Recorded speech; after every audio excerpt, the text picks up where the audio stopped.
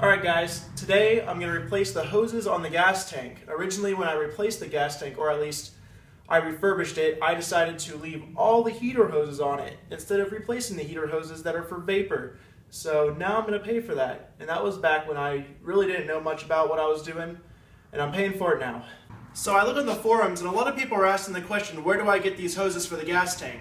Now, I was actually fortunate enough to find them at the Pep Boys, and that's where I found some people actually did get them at. And you know what? They had it in stock. They had everything, the 5/8, the 1/2 inch, the 3/8 inch. Everything was right there. It was about $55 for everything, $50. But I bought a lot extra because I kind of had to pick it up on the way home from work, and I just didn't have enough time to check exactly how many feet. I was real conservative, and I got like 6 feet for something I probably only needed 3 feet for. Honestly, I'll probably have a lot left over, so we'll see how that goes. Alright, now I'm just going to jack it up, put jack stands on it, and get it ready to access the hard-to-reach fuel hoses, or vapor hoses. Alright, I got it all jacked up. I'm going to start tearing everything apart, and I'll just kind of give you updates as I go along. To get a better idea of what I'm dealing with, this stuff I can't physically get around the corner. So I actually have to cut it on both sides.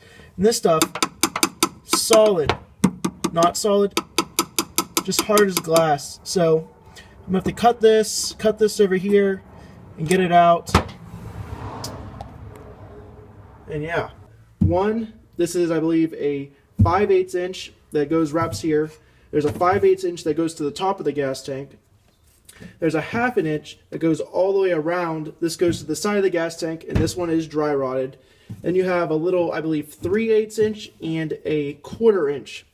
So I'm going to try to go underneath the car. I might try to get the camera down there and kind of give you guys an idea of what I'm actually dealing with. But it shouldn't be too hard. It's just all about taking your time on this. So this is one of two of the ones on the back of the gas can. This was easy to replace. I just got right up in there. But the difficult one will be this guy right there. So it's way up there, and I have to put my hand up in this little gap and wish me luck. Alright, so I got one right here and one back up there. And those run along the side. So oh, and you can see my nice little fuel pump I put in here. So there's the new hose, finally. I got it up in there. It was a pain to do. This little gap just doesn't give you much to play with. So these are actually the two hoses that I was talking about right here that were in the front of the gas tank. These are the ones I just replaced on the back of the gas tank.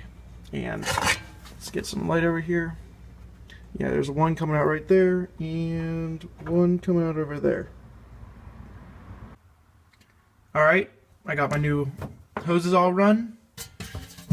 I'm just going to plug them into this, and that'll be all. No more leaking gas tank. Alright, now here's the hoses I actually pulled out of it. I had one hose that was decent. It actually did not leak. Another that was just completely frayed. It's one of those old, I don't know, fabric braided hoses, and it was just not doing anything. This was actually for some kind of return on the car. I actually did not research what it does, but it wasn't doing anything. This is a solid piece of heater hose. This is why you don't use heater hose, apparently, for fuel lines. It's just not made for it, which I think is pretty obvious to me right now.